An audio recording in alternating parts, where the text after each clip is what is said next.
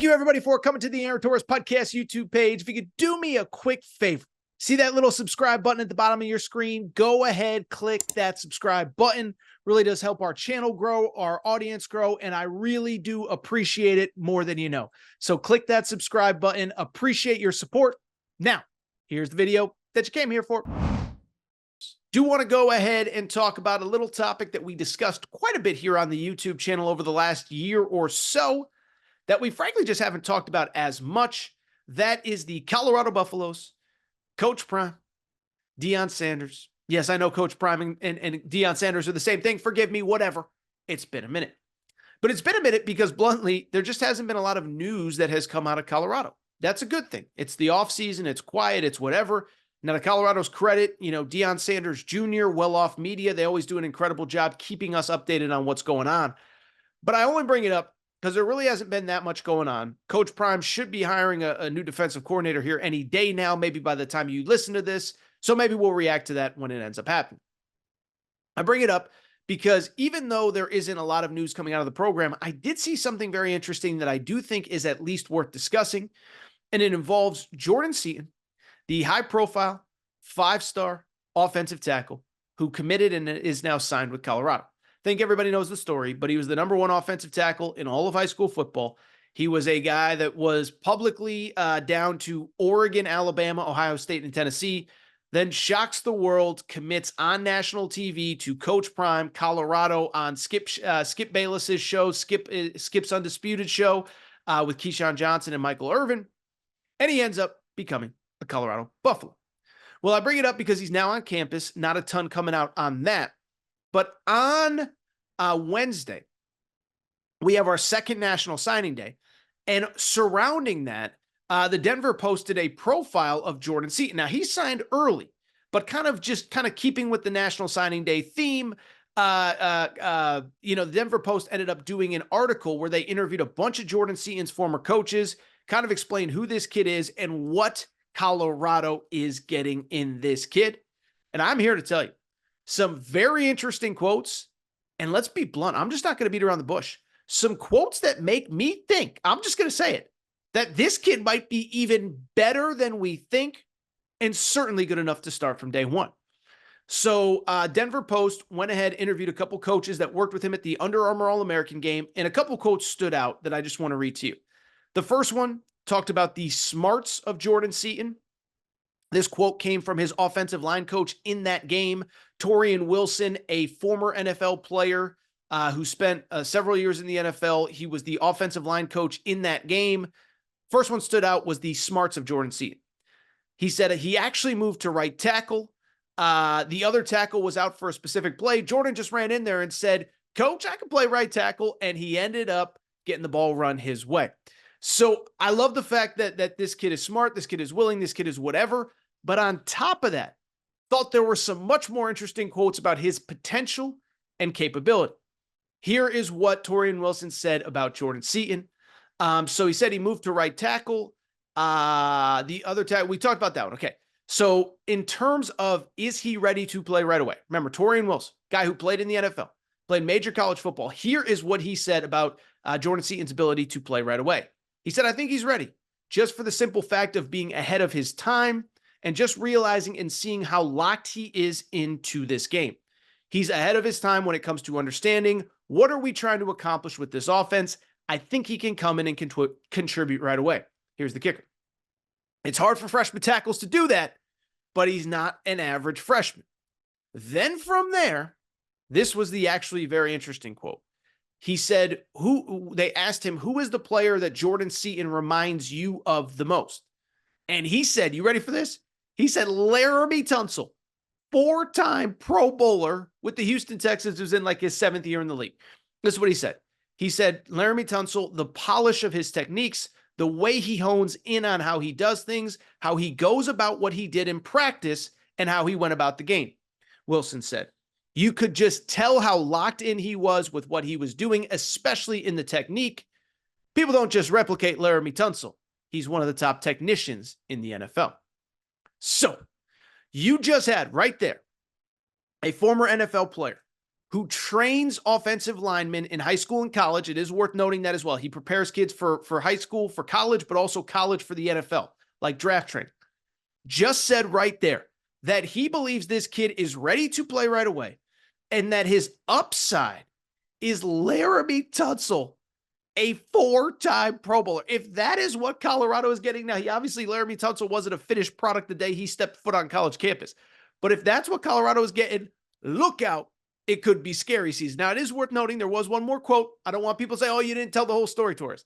Because Torian Wilson did mention, hey, look, man, there is an adjustment to the college level. He did say whether it's a 5-star recruit or whether it's a 3-star, the biggest challenge comes with being a freshman coming into college is the speed of the game. Because when you get to the college level, the speed picks up, similar to what I tell my NFL prep guys, getting them ready for the next level. I don't care if you're from the SEC, the speed of the game changes from the SEC to the NFL. So to be transparent, it wasn't all rainbows and sunshine. And as Torian Wilson said, listen, this kid, it's going to take some time. It's going to be an adjustment from high school to college. But you also heard what he said. This kid reminds him of a 4-time Pro Bowler. And he believes he will be able to step in and play right away. To which I just say, I am so fired up to see this kid. And I'm so fired up combined with others on the offensive line, almost an entirely new offensive line, to see if they can fully unlock this Colorado offense. Because listen, a couple things. One, not here to say Jordan Seaton's got to do it alone. There's 5 guys on the offensive line. He might not even be a day 1 starter, although my guess is that he probably will be. People say, oh, yeah, if you're starting a freshman on the offensive line, you're in trouble. Remember, Alabama started a true freshman, Caden Proctor, last year, won the SEC, went to the college football playoff, okay? But at the same time, why this is so interesting is because I really believe that Colorado is not that far off from being really good. Now, Coach Prime said the other day he thinks they're going to make the college football playoff or they're capable of it. I'm not going to go that far just yet, but I do think you're entering probably a league that's a little bit easier in the Big 12. But more importantly, I know the anti-Colorado people don't want to hear it. This team was not as far off as everybody makes them out to be. We've talked about it a million times. We'll talk about it a million more before the season started. But go back to last season. Yes, they had 2 really bad games where they got their butts beat, okay? Guess what? Just about everybody had at least one. I mean, Alabama got destroyed by Texas at home. Oregon got beat by Washington twice. The second game, it was close, but Washington completely dominated. So, by the way, Washington got dominated by Michigan in the title game, okay? So everybody had a bad game or 2. But at the same time, every other game, Colorado wasn't that far off. Lost by a touchdown to USC. Lost by a walk-off field goal to an Arizona team that won 10 games. Also, lost by 6 points to a Utah team that won 8 games. And so when I look at this team, they aren't that far off, and they had a very glaring hole, or a very glaring gap, I guess is probably the right way to put it, in this offense. The offensive line simply wasn't good enough. Now, was it all the offensive line's fault? No. Are there things that Shedeur Sanders needs to work on? Sure. Could you use this, that, the other thing? Absolutely. But at the same time, what you cannot deny is that this team, at every other position on offense, has the chance to be special. We've talked about it, but Shedeur Sanders, listen, he has the potential to be a first-round pick next year. He's probably the best quarterback from an NFL perspective in the Big 12 next year. The running backs, if they have space to run, it's game over. We saw Dylan Edwards in that first game. He wasn't even running the ball between the tackles. He was catching the ball in space and making plays. You have him, you have Alton McCaskill. Then you have maybe the deepest wide receiver core in the Big 12, one of the deeper ones in college football. Travis Hunter, Draylon Miller, the true freshman. I think Cam Michael, the true freshman, is going to get some reps. Will Shepard from Vanderbilt. You have Jimmy Horn is back. You have other guys that are back. So the wide receivers are elite. The running backs are very good. The quarterback is elite. What you need is the offensive line to hold up. Because if the offensive line holds up, you don't need me to tell you, you all watch football. But it allows you to run the ball. One, it allows you to keep pressure off Shedeur Sanders, the most sacked quarterback in college football last year. But 2, it also opens up the run game. And if you can have any semblance of a run game, it's going to completely open up the passing game, and that thing is going to be freaking explosive, okay? Not saying it's going to all happen overnight. But that offensive line is so crucial to everything. Think about some of those throws that Shedeur made when he had time. Precise, precision. I guess that's the same thing. Deep ball, short pass, slants, go routes, this, that, everything. Shedeur can make every throw, but he needs time. Now, part of it, run game needs to be better, so you're not dropping back 40 times a game and everybody knows you're throwing the ball. I'm going on and on. The only point I'm trying to make is that I do not believe this team is as far off as some. We talked about the schedule last week. We know what it is. It's not going to be easy. The Big 12, I don't think, is as good as the Pac-12 last year, but they got a lot of really good teams. Utah and Arizona are coming in from the Pac-12, both teams that Colorado lost to. But Kansas State is really good. Kansas is really good. In the out-of-conference, you got to go to Nebraska. So listen, it's February. I'm not putting any win total on Colorado. But what I am here to say, man, is I just don't think this team is that far off.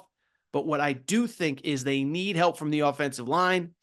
And boy, oh boy, I don't know how you can't be excited about Jordan Seaton after hearing that.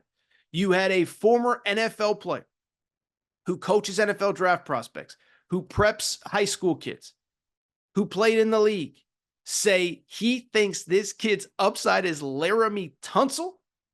Put him onto that offensive line, and if all the other pieces fit, that O-line has a chance to, I just think, improve this offense so much. And I think we go back to a lot of that early season Colorado, TCU, Nebraska, where that team was explosive. They were fun. They were putting up points. I think we could get a season of that if you can keep Shedeur upright. If you enjoyed this video, make sure to subscribe to the Aaron Torres Pod YouTube channel. New videos, new clips going up all the time. And we're talking Coach Prime as often as we can. Make sure to subscribe. Appreciate your support. We'll be back soon to talk Colorado and much more.